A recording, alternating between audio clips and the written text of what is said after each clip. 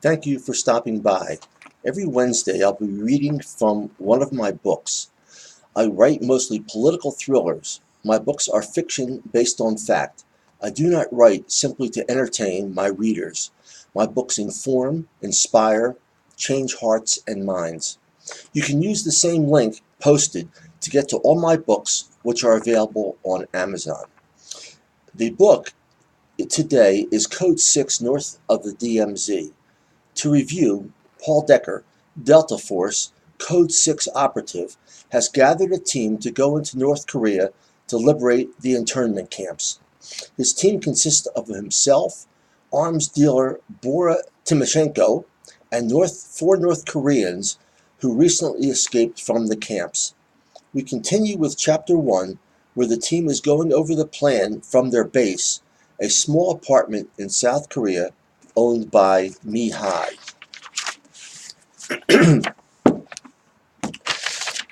Tell me, my friend, Boris said to Paul, this time speaking lower and slower and reaching out to touch Paul's arm. Do you have anything to come back to besides the bottle? I don't know, Paul admitted. When a man fights for family and justice, he very much wants to come home. If a man fights because that is all he knows, then that man is a danger to himself and the mission, since he doesn't care whether he returns or not. Which person are you? Paul hesitated. How could he say it? Who would understand it? He did his best work, though conceptually, in times of conflict. For him, peace was uninspiring. His spirit ebbed and life lost its intensity. Battles led to librettos in his mind. Risk led to love gained, love lost, but never stagnant. We have a chance to stop the slaughter of hundreds of thousands of people. That's as much motivation as I could ever think of, Paul offered. What about you, Bora? What's your motivation for risking your life on this mission? My wife in Chechnya cooks only vegetables because we cannot afford meat. My children go to a school that teaches memorization of the Quran. What do you think they'll be able to do with that knowledge? Become suicide bombers? No. My family and I want to live in the West. I want better for my children than I have. I want them to grow up in freedom, to not have to walk around covered in hijab for the head or burqa for the body, or naqib for the face, or never drive a car, or not go to a secular school. If we succeed in this mission, we will be heroes. They will name cities after us. We will write books. Movies will be made of our adventure. I will take my family to Disneyland. Right, Paul agreed, grinning. But now it's time to get back to the plan, don't you think? Da, we were speaking about your contribution, Bora reminded Paul. The only thing we get from my government is satellite time, Paul said. We get to download images every night showing troop movements and any new protective measures at the camps. Also, we can take pictures of the area where we're going to enter and upload the photos onto their system. After that, they will see no movement inside or outside the barracks and fences. And maybe Paul began, the NSA and CIA pick up the communications between Pyongyang and camps and either blocks them or passes them along to us. Now that could be very useful, Bora considered. I thought you'd like that, Paul replied. But is it sufficient to move the odds in our favor? We've got better weapons, night vision, heat-seeking technology, and the element of surprise on our side, Paul said. I'd say it's a piece of cake. Oh, now you are making me hungry, Boris said. Mi-hai, did you buy any pastry? Mi-hai folded her smartphone and tossed it disgustingly on the table. Do I seem like a contented housewife to you? No, I didn't mean to, Bora began, shrinking from a woman who weighed less than half of him. I am equal to any man, Mi-hai insisted. Yes, Bora said, hands out in front of him, unnerved by a wisp of a woman whose explosive nature took him totally by surprise. I accepted this mission to free prisoners and kill guards, as many as possible, until the bullets run out or the gun barrel melts. She threw a spoon she had been stirring the soup with into the pot, splashing broth all over the counter and floor. I am not here to serve meals. Mi-hai moved to get into Bora's face, Paul interjected himself between the two. "Hey, enough," he yelled in a voice louder than the other two. "Let's save the fight for the bad guys, huh?" Mihai looked at Paul as if she had snapped out of a trance. She shook her head, trying to regain control of her emotions. "If you want pastries, take 10,000 yuan and go to the market," Mihai said dismissively, having cooled down from white hot to blue. "It's just around the corner from here. They make them fresh every morning. Then you have no one but yourself to blame if you can't fit into your clothes." There was a hostile silence. Then there was an intermittent eruption of laughter. "Wow," Kwang Sung said in an understated tone. "I am very happy that I have no appetite." Bora tried to make jest of it. 10,000 yuan? $10,000 for pastry? "Relax, Bora," Paul said. 10,000 yuan is $9 US. So, can we get back to the plan now? You left off in Primorsky. What comes next?" Out of respect for Paul, Kang Day, Kwang Sun, and San Uk dudded their cigarettes and approached the table, giving close attention to Bora. "Yes, yes. The truck with the Russian guards will meet us at the boat dock. They will drive us southwest on Highway A-189 for 60 miles. Bora traced the route with his finger on the map. "At that point, the main road turns south. We will take a little used road west for 2 miles and cross the border into China. Then we pick up Highway S201, 6 miles to Highway G12, 55 miles on G12 to G302, south on G302 for 8 miles to Yanbian." "Very good, Bora," Paul said, and followed that with a slap on the back. "But according to the map," Bora began, "we are going many miles out of our way. I must ask you why we do this. First of all, we're going to follow the Tumen River down to Horying. The river is the border between China and North Korea, and Yanbian is only 15 miles west of there." "And what is so unique about Yanbian?" Bora questioned. "Tell him, Kwang Sun," Paul suggested. "Yanbian is a Korean autonomous prefecture in the People's Republic of China, just north of the border." "And what does that mean to us?" Bora asked dismissively. "There are North Koreans that have escaped to China," Kwang Sun responded. "They hate Kim Jong-un, the Kim dynasty, and everything North Korean. They will provide us with food, drivers, women, 5 in all." "We will turn the truck into a traveling whorehouse," Paul replied. "Really?" Bora asked. "Is it open to us?" "Not quite," Paul said, trying to reel Bora in. "It's more like the Roach Motel. Cockroaches go in, but nothing comes out." "Oh," Bora said, "I'm getting it. A mobile morgue." "Right. We invite any guards we come across into the back, where we will slit their throats or shoot them when they stand where they stand if they are not interested in the women," Paul explained. I'm beginning to like this as we go into more detail," Bora bellowed, his gestures animated. "Are we going to have sufficient truck to manage the mission parameters?" Paul queried.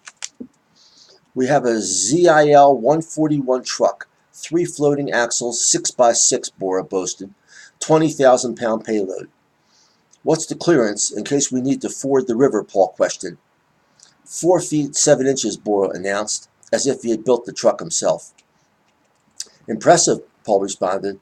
"Da, it is Russian." "And the weapons?" Paul inquired.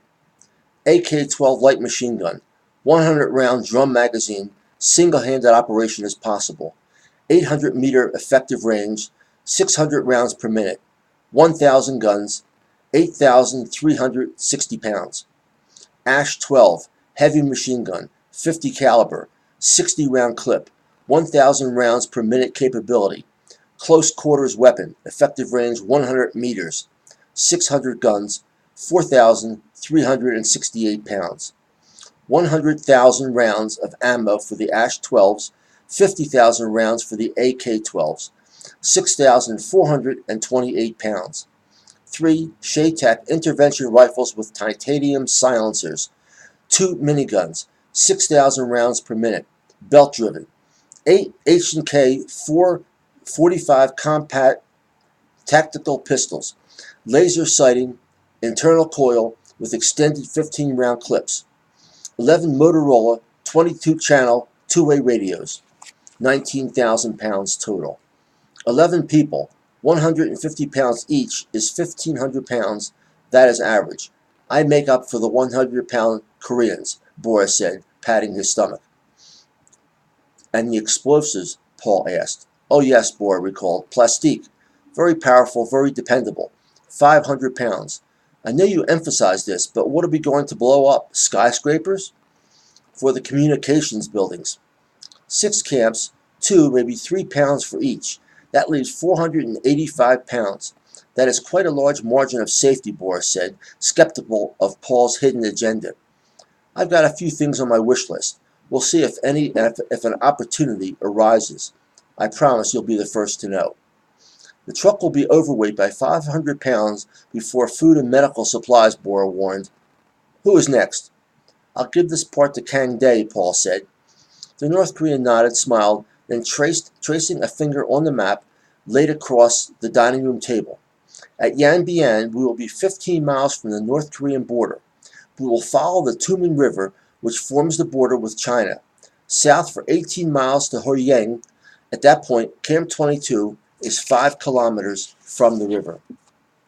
Because of the truck we have available, Kang Dae went on, we can ford the river and bypass any checkpoints.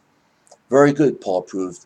And after we take the camp, Wait, Bora insisted. You say that so fast, it makes it sound easy. I was kidding, Paul said. Just wanted to see if you were still awake. He turned to Sang-uk. Tell us what we can expect at Camp 22. Sang-uk pointed to the map and said, Camp 22 is surrounded by an inner 3,300-volt electrified fence, 2.5 meters high, and an outer barbed wire fence with traps and hidden nails between the two fences. Inside the fences is a moat surrounding the camp about 8 to 10 meters deep and wide. On the bottom are spikes that stick up, designed to kill any prisoner who falls in while trying to jump over. There are dozens of buildings, the man went on, some made of wood for the prisoners, others made of concrete for the guards and the administration buildings. The factories are mostly steel. Roads through the camp are dirt, bad in the rainy season. The camp is controlled by roughly 1,000 guards and 500 to 600 administrative people who have no weapons. The guards are equipped with automatic rifles, hand grenades, and trained dogs. The guns are from World War II and the Korean War. Many are worn so badly they may not even fire. Few have more than 5 bullets. 50,000 prisoners, 1,000 guards, Bora considered. I'd say the odds are in our favor. More than you may think, Mr. Timoshenko, Sang-uk said. There are only 200 or 300 guards on duty at night, and they sleep most of the time. Better, Bora concluded. But we must act quickly, my friends, Sang-uk urged. Last year, almost 20,000 prisoners died in a very short period of time. Every day, 100 die of malnutrition, mostly children, and that is just the camp.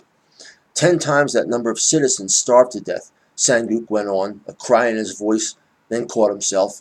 Sorry, he said, gathering himself up. Despite these deaths, the inmate population remains constant because the same number of new prisoners arrive constantly. Many children die before the age of 10. Old people have to work till their death. Seriously ill prisoners are quarantined, abandoned, and left to die. There is talk that the camp may close. Isn't that a good thing, Bora asked. No. If the camp is shut down, all will be killed to cover up the mass starvation and war crimes, Sang-uk explained. You must understand, prisoners are detained until they die. They are never released. When I was there, all I saw were the walking skeletons, dwarfs, and cripples in rags. Almost half of the prisoners are deformed, such as torn off ears, smashed eyes, crooked noses, faces covered with cuts and scars resulting from beatings and other mistreatment. Maybe 2,000 prisoners had missing limbs, but even prisoners who need crutches to walk must still work. What mental condition can we expect to find the prisoners in? Paul asked. Will they be able and willing to fight? We're counting on their help. Each inmate gets 6 ounces of cornmeal 2 times a day, with almost no other vegetables and no meat, Sang-uk replied. The only meat in their diets is from rats, snakes, or frogs they may catch. They might be too weak to fight. He stood up straight and crossed his arms. but revenge is a strong motivator. Sang-uk was in Camp 22. I'll go in with him, Paul decided. We ground out the electrified fences using bypass circuitry so no bells and whistles will go off. We'll lay down floating pontoons to cross the moat. Then we cut through the inner fence and enlarge it so we can pass carrying our weapons. We talk to the prisoners in the first barracks, who pass the guns to the rest of the barracks. Kwang Sun, Kang Dae, Paul went on, you'll set up a perimeter with the Shay-Tak with silencers and take out anyone who even picks their noses. And me? Mihai asked. You and the women will bring guns from the truck into the camp. The prisoners form a convoy line and we pass 150 AK-12s. I want to kill them, Mihai said softly. Her voice was flat, unemotional. She might as well have been talking about knitting than murder. Kill who? Paul asked. All of them, she replied, as if the answer to the question was unnecessary. Cut out their hearts, scalp them, castrate them, dismember them. I imagine you don't do well on online dating, Bora suggested.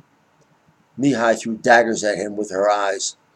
Paul shook his head at Bora, indicating the inappropriateness of the remark.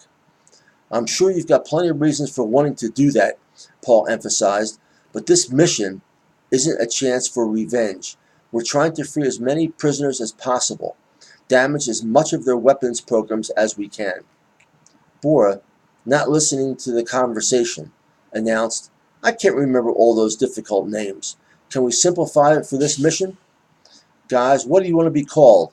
Paul asked, picking up on Bora's suggestion. Ook, Sang-uk said. Day, Kang Dae replied. Sun, Kwang Sun answered. Hi, Mihai said. Good, Paul agreed. Now, if that's okay with you, Bora, can we get back to the plan? Yes, boss. When we are all in place, Bora will blow the communications center, Paul explained. That is the signal for the inmates to break out and attack the guards. Da, it's good, Bora said. So far, I like it. Then what?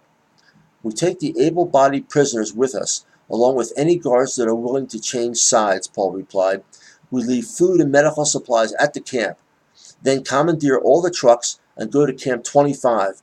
It is only 50 miles due south of Camp 22 and 4 miles northwest of the city center. Then on to Camp 16, Boris said assuredly, tracing the route on the map. Change your plans, Paul said quietly, so as not to upset the Chechen. We didn't even start out yet, and you are changing things, Boris exclaimed, bowling the words out from his barrel chest.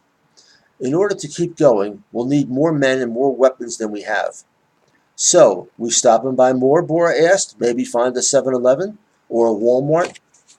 No, we're not going to buy them. We're going to appropriate them from Chongjin. What is Chongjin? Bora asked. It's right here. Paul pointed to the spot on the map. It's a North Korean military base inside Camp 25. And they are going to just turn over their weapons and raise their hands in surrender? Bora asked in his typical sarcastic manner. No, Paul responded. We don't want them to give up their weapons. Really? Then what? We have Captain Kirk beam them up to the Starship Enterprise and take them to some other planet? Day, Paul said, chucking a thumb at the big Chechen. Tell this non-believer. In the fall of 1995, Day began, the entire 6th Corps of the North Korean Army, stationed in Chongjin, tried to seize control of the city in coordination with an assassination attempt of Kim Jong-il in Pyongyang by fellow plotters. And you think they will join our cause? Bora asked, this time more amenable to the possibility. In the 1990s, they explained, more than 20% of the population of Chongjin died of starvation. So, the answer to your question is, maybe. Right, Paul replied, steering the conversation back on track. We take all the guards who will join our cause with us and all the vehicles to the next camp. The guards that refuse to become prisoners and the prisoners too weak or ill to travel become guards. Then we head to Camp 16, Paul continued. When they see a caravan of regular army trucks coming, they will call to verify. If all goes according to plan, those camps will be talking to us instead of Pyongyang. Ukir, Paul said, patting the man on the back, will be... Who is that officer again? Vice Marshal Ri Young-ho, Chief of the General Staff, Ook replied. Right. Ook just got promoted, Paul said. And the 1.3 million North Korean soldiers are just going to stand down while we liberate the prisoners? Bora asked, incredulous. Did I forget to tell you, the 12 hours before we hit Camp 22, a joint U.S.-South Korean military exercise is going to start. It'll be the largest operation in a decade. North Korea will go nuts and deploy every available soldier to the DMZ. And you arranged that? Bora asked, duly impressed. Not the exercise, only the timing of our operation to coincide with that. Now can we get back to the plan? Da, Bora agreed. Good. The big Chechen attacked a piece of pork with a pair of chopsticks, like a matador gourding a bull with a sword, dropping it twice before getting it in his mouth.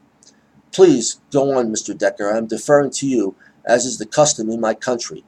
Besides, it is not polite to speak with my mouth full. Thank you, Paul responded. Camp 25 is 50 miles due south of Camp 22. Camp 16, Hwasong, is located 60 miles south of Camp 25. Then we head to Camp 15, Yodok, 80 miles northeast of Pyongyang. Then Camp 14 in Kaechan, 75 miles due north of the capital. Finally, Camp 18, Bukchang, 60 miles north of Pyongyang. And how many prisoners at each camp? Bora asked. Hi, me deferred. Paul deferred. 15,000 at Camp 14, Hai began, her fingers moving swiftly over the map. 46,000 at Camp 15, 10,000 at Camp 16, 50,000 at 18, 50,000 at Camp 22, and 5,000 at Camp 25. And we're going to drive them all out of the country? Bora asked, confused. No. Like I said, we turn the camps over to the prisoners, take with us the men capable of fighting, commandeer as many military vehicles as possible. The force grows as we go from camp to camp. And that's it? Bora asked. He looked back at the map for escape routes. Not quite, Paul replied. We're going to blow up their missile facilities, missile factories, and then, if things work out in our favor, we'll go into Pyongyang, he said matter-of-factly to disarm Bora. What? Bora boomed. The most fortified city on the planet? First, all their anti-aircraft and missile defenses are aimed away from the city and can't be easily redirected. Their defenses are set up to go against planes and missiles, Paul explained. We estimate that 98% of all their troops, tanks, and other mobile guns will be massed along the border with South Korea, with the headquarters at Panmunjom. That's 100 miles to the south. There will just be a token force protecting Pyongyang, Paul went on.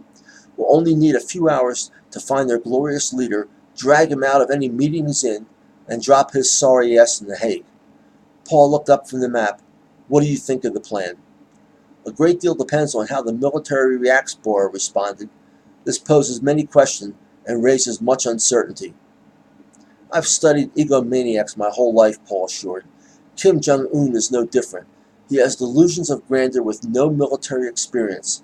He's been in conflict with the admirals and generals since he was elevated to supreme leader. South Korea and the U.S. think he is in charge and giving orders. He'll do what's best for his own image, not what's best for the military or the country. I'm betting that he holds all his troops at the DMZ until it's too late. Betting and gambling are best done in Las Vegas or Macau, Bora cautioned. Sun spoke up. You are right to have a plan, but you have overestimated the ability of the North Korean military and its leader. How so? Paul asked. Kim Jong-un is a fag, Sun assured. He would rather play a game of mahjong and would prefer to kiss a man than shoot him. But he's married, Bora insisted, and how could you learn of such things? People from outside, from government, accused of crimes they never committed, men and women from the highest positions, enter the camp often, Sun related. Very quickly, every government secret becomes known to all. Ha! Bora exclaimed. What do you think of your supreme leader now, Paul? Exactly what did you learn, Paul asked Day. Maybe we can make use of it later. Kim Jong-un went to school in Switzerland, Day responded. He was caught with a bondage pornographic magazine in his school bag. That says fag. His father chose Kim Jong-un over his older brother because Jong-un smokes Yves Saint Laurent cigarettes. Fag cigarettes. and his half-brother, King Jong-chul, is a fairy queen, Luke added to the discussion. Grandfather, father, Jong-un, all fags, child molesters, Son insisted. Jong-un's marriage is a sham, Day interjected, just like Michael Jackson. I would bet my freedom he likes little boys, just like Mr. Moonwalk. The whole family is a bunch of sadistic, homosexual, perverted illiterates, Son concluded. All the men got a laugh out of that, but Mihai turned red and glared at them, indignant that they could find humor in anything related to North Korea and the Kims. When the end is near, Hai announced, Jong-un will try to run, but there is no nation on earth that will hide him and protect him. I will tie him to a chair and have every person he ever tortured in the camps tell their story to him and make him see their broken bodies and anguish, and there will be enough people to come forward that he will have to relive their pain for the rest of his unnatural life. That ends Chapter 1. We'll pick up Chapter 2 next Wednesday. Please stay tuned and also use the link to check out all my books and articles. Thank you again. Bye.